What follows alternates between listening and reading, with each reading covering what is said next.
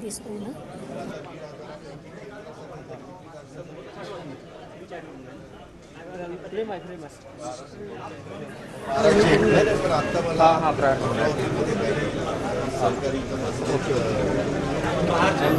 हे बूम चालू ठेवलाय, त्याला बूम चालू नाही केला त्यांनी.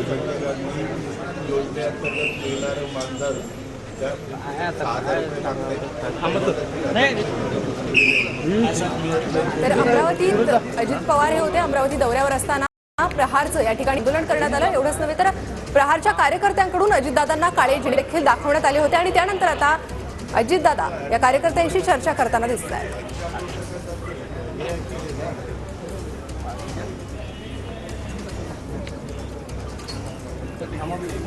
तर अजितदादांसमोर प्रहार कार्यकर्त्यांकडून जोरदार घोषणाबाजी करण्यात आली होती. त्यांना काळे झेंडे देखील दाखवण्यात आले होते.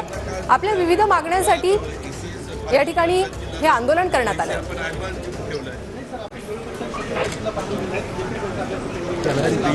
आताची माझे ACS फायनान्स म्हणतात की पैसे निघालेले आहेत, म्हणजे त्यांच्या अकाउंटला द्या ना पाठवून.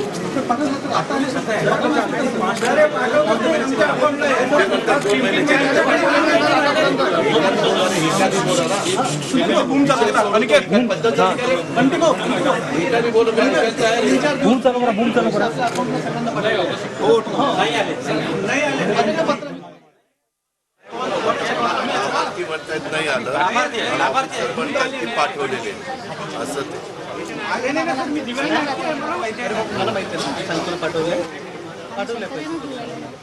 डायरेक्ट डीबीटी एक एक एक एक एक आलं लक्षात.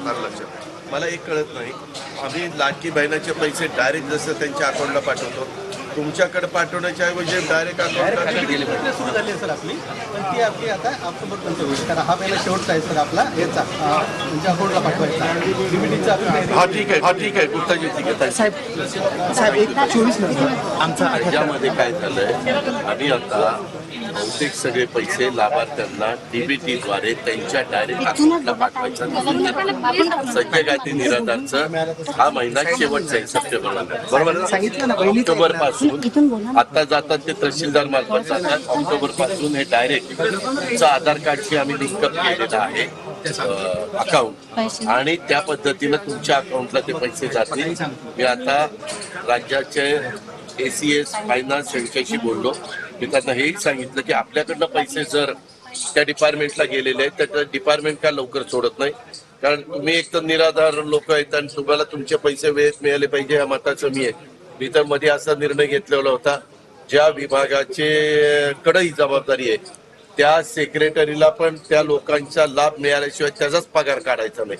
म्हणजे मग त्यांना कळेल की बाबा आपला पगार का थांबला आहे, उद्या माझा पगार का थांबला, तर लाभार्थ्यांचे पैसे गेले नाही म्हणून थांबलाय, म्हणजे मग ते ऑफ तो माणूस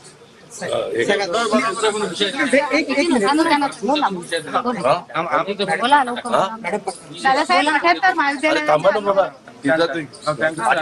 78 महाविद्यालय ज्यावेळेस काढली त्यावेळेस कायम विनांदोलन तत्वावर होती का? एक मिनिट माझं पण आहे, कायम विनांदोलन तत्वावर या महाविद्यालयांना परवानगी दिली होती ना?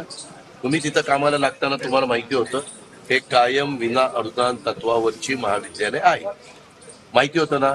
ज्या माणसांनी काढली त्या प्रत्येकाने आम्हाला ऍफिडेव्हिट करून दिलेलं होतं की आम्ही कायम विना तत्वावर ही महाविद्यालय चालू, आम्ही फी घेऊ, त्या फी मधनं ते पगार घेऊ, जसं इंग्लिश मिडियमला करतात तसं. 72 पासून कुठल्याही इंग्लिश मिडियमला सरकार निधी देत नाही. जे ते फी लावतं फी मधनं त्यांचे पगार होतात, ते माहिती का तुम्हाला? अहो, ज्यावेळेस मी विचारतोय ताई, परवानगी देताना परवानगी कायम विनादान तत्वावर आहे का अनुदान तत्वावर? अनुदानित तत्वावर असेल तर 100% सरकारने दिलंच पाहिजे, सरकारचं ते काम आहे. मी तेच विचारतो. मी मगाशी वाचलं, माझ्याकडे अजून हा प्रस्ताव आलेला नाही, कारण हा चंद्रकांत दादा पाटलांच्याकडे असेल हा प्रस्ताव. आपल्याकडे आला म्हणून दादांनी अलीकडे काय झालंय, काही झालं फायनान्सकडे पाठवला, ते निवांत होतात ना. नाही, त्यांनी तर हे बोलले अमरावतीला. हो, सगळेच मी तर सांगतो दादांचा नंबर देऊ का मध्ये खोटं वाटत असेल तर, असं माझ्याकडे आलेलं नाही. पण दादा आपल्याला त्यांनी सांगितलं ना पाठवलं, माझ्याकडे आलेलं नाही. आता आमची मंडळी भेटली तर तिथंच आहे ना साहेब आपल्याकडे. कुठली